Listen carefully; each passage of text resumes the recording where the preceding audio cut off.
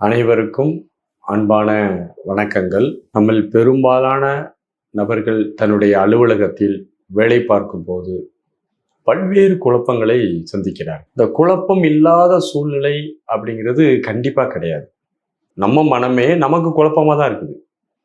அது மாதிரி நம்ம கூட ஒரு 10 பேர் இருக்காங்கன்னா 10 பேருடைய மனமும் குழப்பமா தான் இருக்கும். இந்த 10 குழப்பங்களுக்கு இடையில 10 குழப்பவாதிகளும் சேர்ந்து தான் ஒரு நல்ல விஷயத்தை உருவாக்கணும்.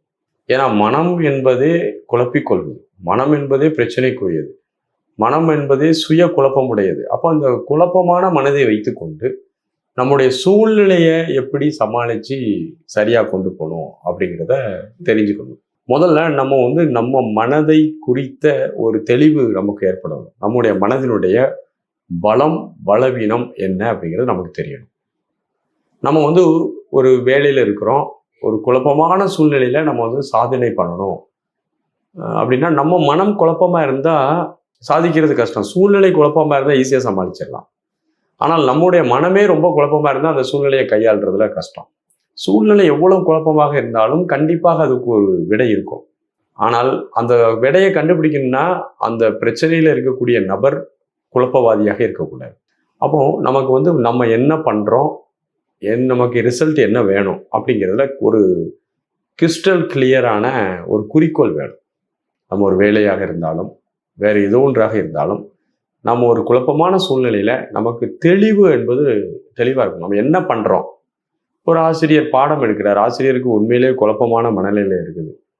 அப்போ குழப்பமான மனநிலையில இருந்தால் ஆசிரியர் ஒரு கருத்தை விளக்கும் போது அந்த விளக்கமும் குழப்பமான ஒரு சூழ்நிலையில வர ஆரம்பிச்சோம்.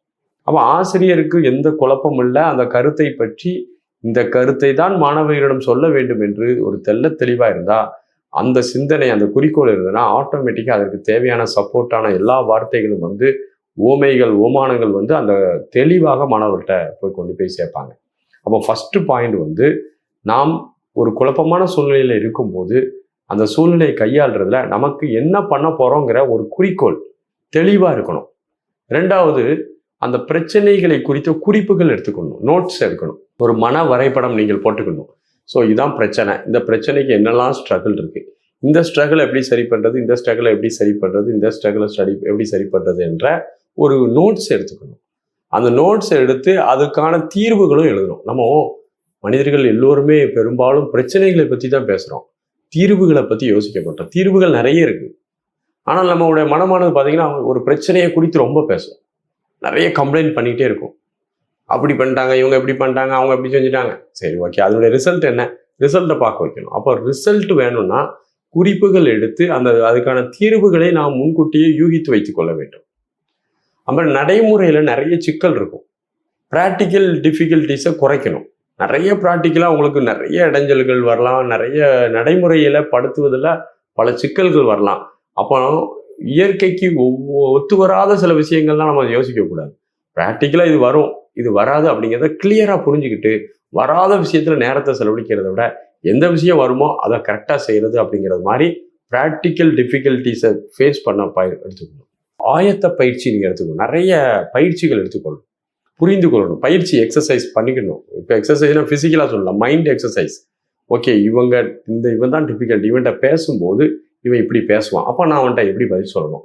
ஒரு ஒத்திகை பயிற்சி எடுத்துக்கங்க. பயிற்சி எடுத்துட்டு நீங்கள் போய் ஃபேஸ் பண்ணுங்க, எமோஷனல் இல்லாமல் அவனை ஃபேஸ் பண்ணி அதை இதில் பண்ணுங்க. அதனால ஒரு குழப்பமான சூழ்நிலையில நாம் இருந்து வெளியில வரணும்னா நல்ல குறிக்கோள், கிண்ட்ஸ் எடுத்து ஒர்க் பண்றது, ப்ராக்டிக்கலான டிஃபிகல்ட்டிஸை கரெக்டாக டீல் பண்றது, ஒரு ஆயத்த பயிற்சி எடுத்துக்கொள்வது. இந்த 4 விஷயங்களை நம்ம ரொம்ப தெளிவாக வச்சிருந்தோம்னா எப்பேற்பட்ட குழப்பத்திலிருந்து நம்மளால கண்டிப்பாக வெளியில வர முடியும்.